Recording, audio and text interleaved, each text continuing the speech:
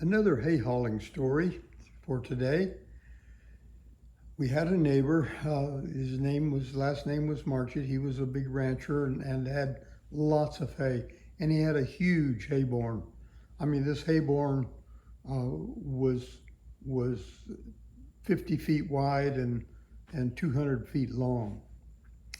And his first cutting, he had hired a bunch of young boys to haul the hay, and the hay barn was tall, but everybody typically hauled 100 bales of hay, which is 5 bales high, sitting on a truck. And they had backed it in the truck or backed it into the barn, and they had just dumped it off. They'd stacked it, but the top of the stack in the barn was the same height as the stack on the truck. And this barn was closed in on the sides. A lot of hay barns are not closed in, but it was closed in, and of course had a metal roof.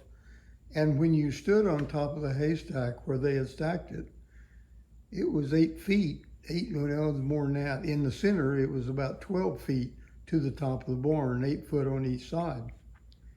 And he called me and he said, Lee, he said, I've got a problem. He said, could you come and fill that part with this hay cutting? He said, I'll pay you extra. He said, because I know it's tough.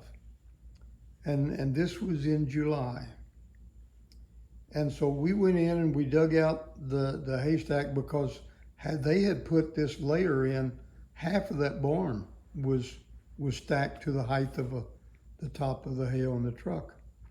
We opened up the middle of it, and he had a big elevator, and we set the elevator in there. And he had 3 hay crews that were hauling the hay, 100 bales at a time, coming in, and they would unload onto that conveyor. I was at the top of the conveyor taking it off. And I had them send up with every load. They were to send a gallon of water, and I had a big jar of salt tablets. I would eat 6 salt tablets and a gallon of water for every 100 bales. Later in the afternoon, he came out and he went and got a thermometer and brought up into the barn, and where I was standing was 114 degrees. But I filled that barn with hay in one day's time. I put 2,500 bales of hay in the top of that barn with it 114 degrees. My jeans were so wet from sweat. I wasn't wearing a shirt. That I took the jeans off and I literally wrung sweat out of them, liquid sweat. Hard times, but hard times I think are good for us. I wish our young people today had an opportunity to experience hard times, because it's that you take precious metals and you have to heat them up. You have to really get them hot to mold them, to shape them and make them valuable. And the same is true of people.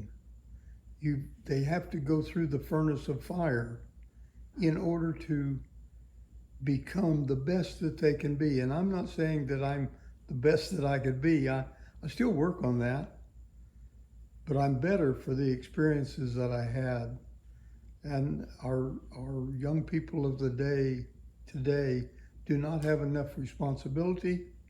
They do not have to overcome hard things. All the Olympic athletes, almost without exception, to become an Olympic athlete, they have had to overcome sometimes very small, but some kind of a handicap.